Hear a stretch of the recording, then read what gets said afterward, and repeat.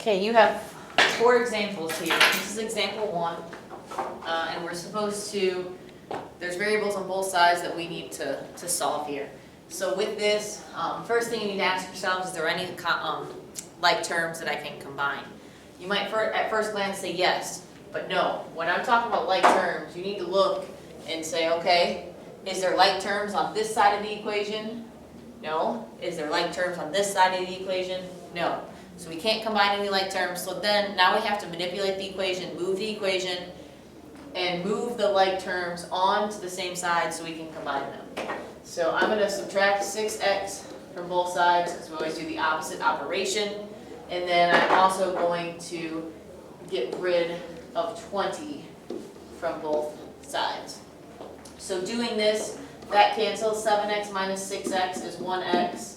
And then 6x minus 6x cancels, and we have -6 plus -20, which is -26. So we have 1x equals -26.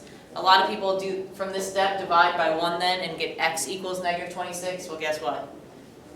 1 times anything we already know is itself. So already x equals -26. So we're done with that one. So basically with these, you just have to manipulate and move that equation how you've learned to do in the past. Okay, let's look at example 2. I guess I can't move that over, so let me move it over quick here. Example 2 is this. We have to use the distributive property while solving. Same situation, look at both sides, see if you can combine any like terms. No, we can't combine anything yet. We have to distribute that first before I can combine the 2 and the 10. Same thing here, nothing I can automatically combine right now. We have to follow our order of operations. Can't simplify, no exponent, so let's multiply. And multiplication here is distributing. So we're going to distribute the 2 to both here, so we're going to have 2m plus 20 equals, and then same thing, distribute the 4 here, 4m minus 60, and then we just bring down the -10.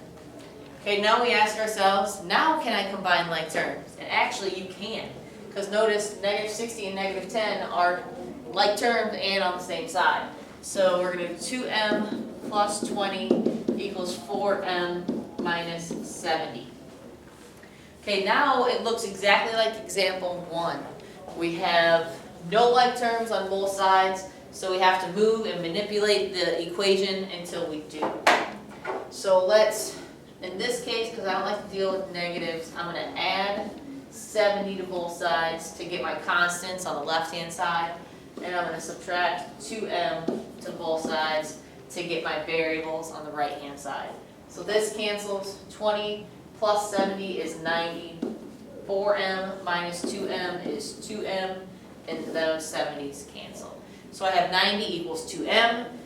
I can't just erase the 2 in this because 2 times m will change the value of m, unlike 1 times m.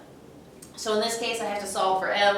So here we divide both sides by 2 and we get 45 equals m. Final answer. Of course you can always check. Take 45, plug it in here, and both sides need to equal the same to know if you're correct or not. That's right, let's go on to example 3, which is solving formulas or rearranging formulas. I asked you to solve this for r. So in order to do that, my rule of thumb is I always want to get rid of fractions. So let's go ahead and get rid of the fraction. Right now we have 1/3 times pi times r squared times h. We can use our identity. The multiplicative inverse of 1/3, or the inverse property of multiplication, is to multiply by its reciprocal, or I like to say it's refliprical. So we're going to multiply both sides by 3/1, or just 3. So then this cancels to 1, and this changes to 3v equals, like I said, that cancels out to 1. I'm not going to write my 1. Pi r squared h. Now, notice here, this is all multiplication. So we can use our commutative property of multiplication and rearrange all of it if we wanted. And I want to rearrange it to pi HR squared, just because I want to get that exponent on the end. Now from here, because it's all multiplication, I can undo that multiplication with division, get rid of pi and h, because remember I want to solve for r, so my goal is to isolate r.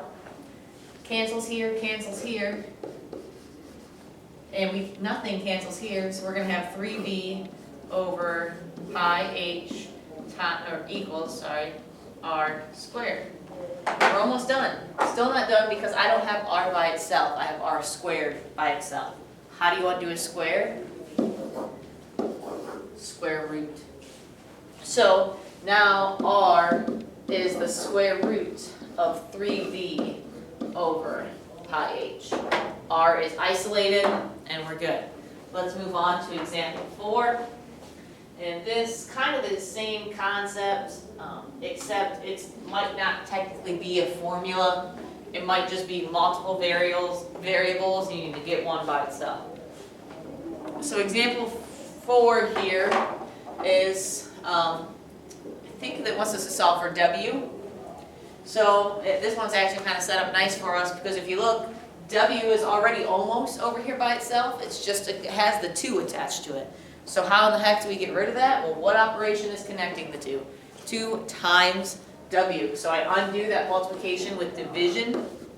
And so we have p minus 2l divided by 2 equals w. Okay, now some of you might say, all right, we're done, we're good. No, you are done, this is good, but I want you to realize that if this is an ACT question, multiple choice, this might not be a multiple choice answer.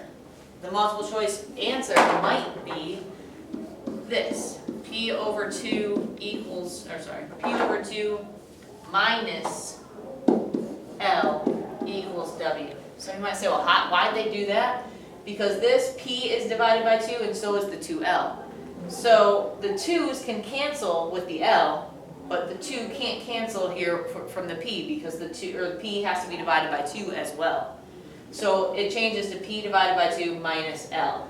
So you have to know how to manipulate problems that you might already have done and simplify them further or rewrite them a different way. There's a lot of different ways we rewrite equations or expressions, and you have to know that for your ACT. So that's that. Why don't you go ahead and try the practice problems in your practice quiz and make sure you come in with any questions that you have tomorrow. Thank you. Have a nice day.